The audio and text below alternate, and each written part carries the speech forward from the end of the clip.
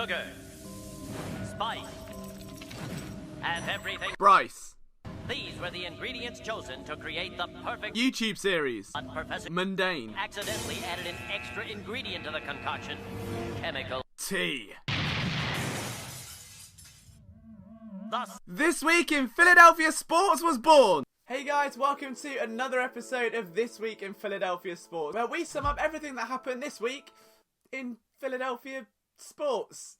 Again. If you're new around here and you enjoy this sort of content, make sure you leave a like and hit that subscribe button. It really does mean the world to us here. This is officially the 8th video since Friday night, so I'm exhausted at this point. The NFL draft has been an absolute roller coaster. Thank you so much to anyone that's read an article, that's watched a video. It has been a grind and a half, and it's been a roller coaster for the Eagles as well, who ended up making 5 picks over the course of the weekend. Despite the fact there could have been a few more, they ended up being aggressive to get the guys they want, and overall there's been some mixed reactions to some of the picks. Some people still don't get why they traded up for Andre Dillard, which is fine, I suppose. But just know that in 5 years' time, when the Eagles still have one of the best offensive lines in the league, that's probably why. Some also a little bit concerned about the fact the team did not draft a safety, and that to me is a little bit more worthy of criticism, but I don't think that again is without reasoning. If we're brutally honest here, okay, the 53 pick especially, where the team took Miles Sanders out of Penn State,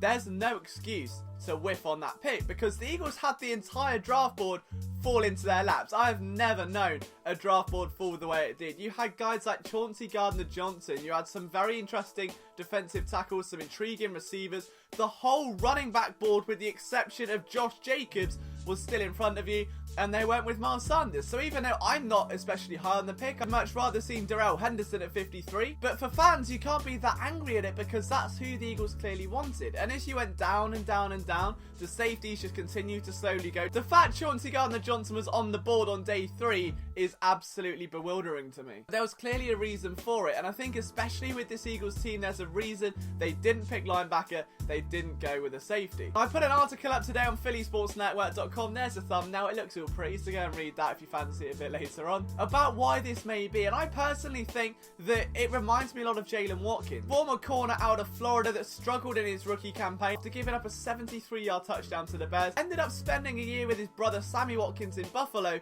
on the practice squad before coming back to the Eagles, a changed man in some regard. But then a year later, when the Eagles had Blake Countess drafted in the 6th round, they didn't really have a lot of safety depth, but had 11 total defensive backs on the roster. So there was clearly something that needed to change, and Watkins took a leap of faith, started playing safety, balled out that preseason to have 32 tackles in 2016 and be a key cog in that defense 1 year later. Now, who's another cornerback that's played like Avonte Maddox? Right, that was who we were thinking about. Avonte Maddox, for me, fits that mold perfectly. 4th round pick out of Pittsburgh. Played everywhere the Eagles asked him to and thrived at safety during his rookie campaign. Now, yes, he ended up playing outside when depth was even worse towards the end of the season, but I feel he was at his best, from a personal perspective at least, in week 8 against the Jags. The man was a wrap-up machine on that back line, and I was in the game in person. Maybe that's why it stands out a bit more memorably, but I do feel that Avonte Maddox at safety just works. There's a reason he ended up with so many passes defense despite being undersized at Pitt,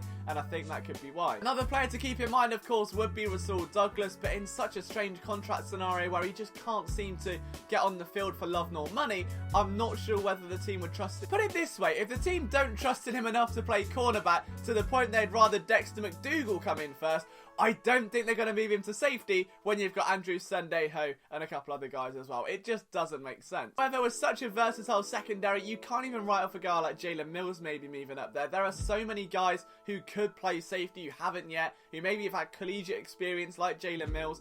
It makes a lot of sense to move those pieces around, especially if you believe in someone like Avonte Maddox. As for linebacker, I liken this to the Chargers defense when they ended up beating the Baltimore Ravens. To limit the dual threat of Lamar Jackson, the Chargers rolled out 6 defensive backs and over 70% of snaps. It was unreal. Now, obviously, you can't do that every single game, because bigger tight ends and bigger running backs are going to have their way with you, and you're going to get embarrassed like the Chargers did simultaneously 1 week later. But the point remains, the Eagles have such a plethora of defensive back talent right now that why wouldn't they move that around? They already have Malcolm Jenkins down in the box.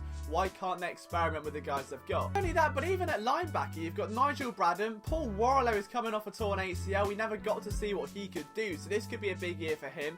LJ Fort providing depth in the middle, and the team, as we know, are high on Camu Grugier-Hill and Nate Jerry, KGH especially, who went from leading the team in special teams tackles to playing a key role in this defense last year, especially in week 1 against the Falcons. Overall, I graded this draft a B. You can see the video of that on this channel. Now, again, I do think it's silly grading a draft this early, but do you know what? I feel like you could at least grade the value, whether they've reached, whether they've been aggressive, or the actual directions of the picks, and whether that player can make an instant impact, and that's what we're looking at. So we can't exactly say this player's good, this player's bad, this player's a bust. We haven't even seen them suit up yet. We haven't even got to OTAs yet. But I think the room for some analysis is there, and hey, if this is my full-time job, we're going to be analysing every little thing we can. The Philadelphia Soul kicked off their Arena League season and beat the Atlantic City Blackjacks. And I'm trying really hard not to make a pun here about going bust, but the season was off to a flyer.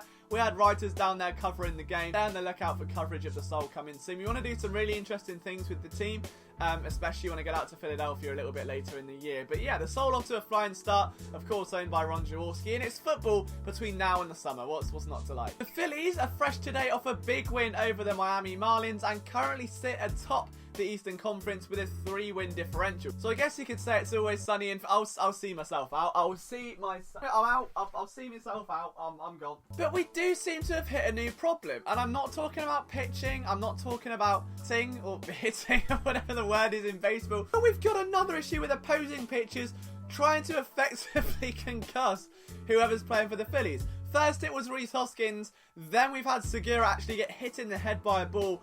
I don't know what's going on. We had an article out recently saying, oh, should Rhys Hoskins react? What's the best way to react? And now you've got Segura being absolutely blasted in the skull. It's not on. And I don't know, I think, enough about the sport and the mindset of it to work out how you stop that kind of behaviour from opposing pitchers, but it's downright disgusting. I mean, you can't be that inaccurate, surely, as a pitcher. Well, I don't know. We did watch 4 years of Phillies pitching, so.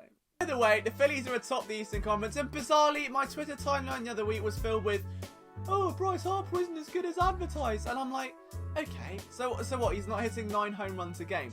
Here's the tea with baseball. It is 162 regular season games.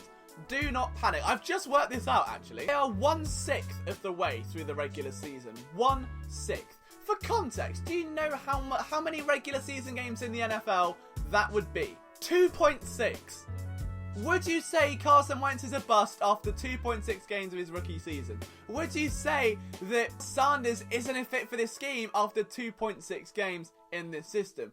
Of course not, because it's illogical. So save the ridiculous Bryce Harper and the pitching. Just save them for now, okay? It's a long haul. Baseball is the only sport where I know writers take a holiday mid-season, which to me, you know, I don't think I've ever taken a holiday, so what is a holiday? So let's just calm down slightly on the Phillies for now. Everything's fine. They're top of the conference by 3 games. Let's just enjoy the ride. On to the Sixers now. I didn't get a chance to watch the game last night because the NFL draft consumed my life. But they lost to the Raptors, which I don't think anyone is really shocked about, are they? I mean, it's Kawhi Leonard who set a career high in points at 45. Jimmy Butler went 4 for 12 on shooting. Wasn't his best performance and failed to lock up Kawhi Leonard, who did Kawhi Leonard things. It's back to the drawing board for the Sixers. Will they come back out stomping in Game 2?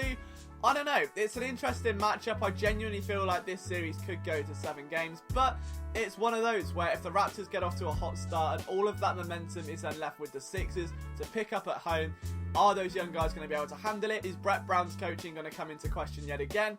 It's only going to take time to find out. The big piece, though, we're overlooking here, I feel like, is Tobias Harris, who wasn't on the Sixers in either of the games they lost against the Raptors this season. So the Raptors may have swept them during the regular season, but the Sixers were still messing around with Markelle Fultz. They had no idea what was going on with their team. They've now got Tobias Harris. They've now got Boban, key role player there, key starter for Tobias Harris. I think this could be a different series, maybe a bit of a longer one, but the Sixers have to come out swinging and find a way to slow down the Toronto Raptors. To the Philadelphia Flyers, there was no real major news this week with the team, but I've said this a few times. You may have noticed the card at the end of the video. videos, and there will be an article on our website as well. But it's with a heavy heart that I tell you that Matt Martin, our Philadelphia Flyers writer, has passed away after a very long battle with leukemia. So it's a heartbreaking weekend for all of us here at Philly Sports Network. And Matt was an incredible person as both a colleague and someone to work with, and as a friend and someone away from that who would inspire everyone every day. He would go out of his way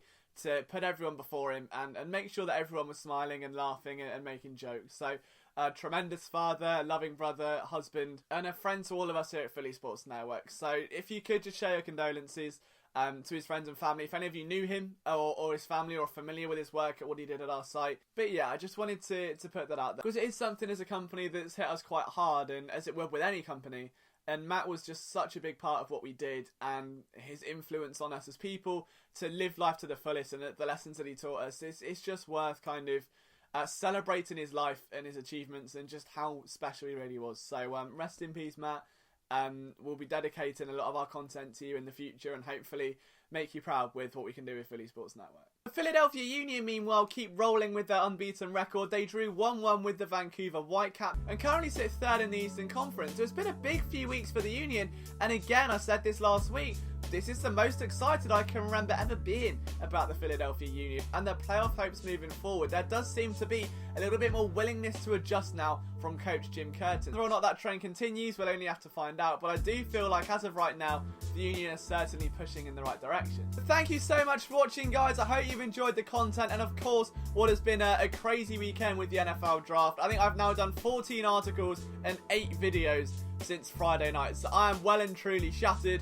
My body clock is all over the place, but I hope you've enjoyed this content. Leave a like if you have. Hit subscribe if you're new. I can't believe how many new subscribers we've got. But join one of the fastest growing Philadelphia sports communities on YouTube. We want to become the biggest. We need your help to do so. So please hit that subscribe button. From myself, Liam Jenkins, you can follow me on Twitter at LiamJenkins21. We'll see you soon.